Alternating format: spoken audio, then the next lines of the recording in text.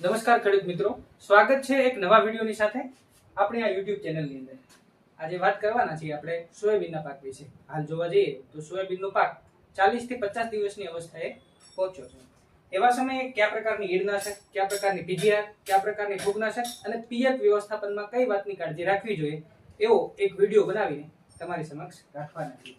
હાલ જોવા જઈએ તો સોયાબીનના પાકની અંદર ઈડનો ઉપદ્રવ ખૂબ મોટા પ્રમાણમાં જોવા મળી રહ્યો છે અને એમાં ખાસ કરીને જે કહેવાય ને કે આર્મી વોર્મ, એટલે આપણી ગુજરાતી ભાષામાં કહીએ તો કે કાબરી અને ભૂરી ઈડ, જેનો ખૂબ ઉપદ્રવ જોવા મળી રહ્યો છે. અને એની કામ કરવાની પદ્ધતિ કેવી છે ટૂંકમાં ખાવાની, તો કે ખૂબ ટેમ્પરેચરના કારણે એ દિવસના સમયે જમીનમાં વહી જાય છે અને રાત્રિના સમયે પાંદડા કોરી ખાવા અથવા તો શીંગોની અવસ્થાનું બંધારણ થતું હોય તો એ શીંગો કોરી ખાવી, આ કામ ઈડ કરતી રહેલી છે. એવા સમયે કયા પ્રકારનો ટેકનિકલનો ઉપયોગ કરવાથી જે આ કાબરી ઈડ છે એની ઉપર સારામાં નિયંત્રણ મેળવી શકે, તો નોવાલ્યુરોન અને ઇમામેક્ટિન આ બંને ટેકનિકલ સાથે આવે છે માર્કેટની અંદર. આ ટેકનિકલનો ઉપયોગ કરીને વ્યવસ્થિત રીતના છંટકાવ કરવાથી સારામાં સારું રિઝલ્ટ મળી શકે છે.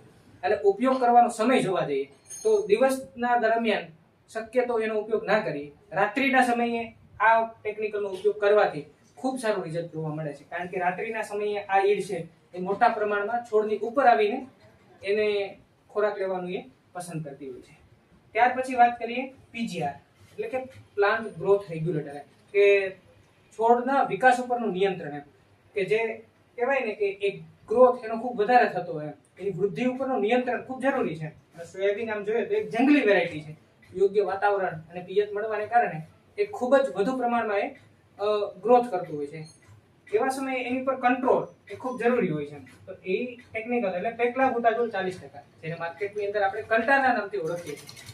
તો 40% વાળું પર્સન્ટેજ ટેકનિકલ આપણે પસંદ કરીએ તો એના કારણે એના રિઝલ્ટ છે ખૂબ ઇફેક્ટિવ આવે છે. અને સોયાબીનના પાકની અંદર 15 લીટર પાણીની અંદર પંપે 5 ml થી 4 ml નો ઉપયોગ કરવાથી ખૂબ સારું રિઝલ્ટ જોવા મળે છે. અને એનો જે ગ્રોથ છે એની ઉપર સારામાં સારું નિયંત્રણ જોવા મળે છે. અને એના કારણે એમની અંદર ફ્લાવરિંગ સેટ છે એ ખૂબ સારી રીતના થાય છે. પ્લસ જે ફ્લાવરિંગ સેટમાં વધુ કામ કરતું એક ટેકનિકલ એટલે કે એમિનો એસિડ, અને એ એમિનો એસિડ ખૂબ આવશ્યક વસ્તુ છે. ફૂલ અવસ્થાએ એમિનો એસિડનો ઉપયોગ કરવાથી ફૂલની અંદર ખૂબ સારો વધારો જોવા મળે છે. ફૂલનું ડ્રોપિંગ થવું, ખરી જવા ટૂંકમાં, જે ખૂબ ઓછી પ્રમાણમાં કરે છે. અને છોડ છે એ સારી રીતના પોતાના અંદર આવેલા ફૂલનો વિકાસ કરી શકે છે. તો આ બંને ટેકનિકલનો યોગ્ય માત્રામાં ઉપયોગ કરવાથી સારામાં સારું રિઝલ્ટ આપણે સોયાબીનના પાકની અંદર જોવા મળે છે. ત્યાર પછી વાત કરીએ તો ફૂગનાશકની. ફૂગનાશક સોયાબીનના પાકની અંદર જનરલી મોટાભાગે ખેડૂતો વાપરતા નથી એમ, કારણ કે બધાને એવું લાગે છે કે આ પાકની અંદર આની જરૂરિયાત નથી. પણ જોવા જઈએ તો મોટાભાગના ફૂગનાશક છે એ સોયાબીનની અંદર લેબલ ક્લેમ છે. લેબલ ક્લેમ મતલબ કે ફૂગનાશકોની ભલામણ જ સોયાબીન માટે છે.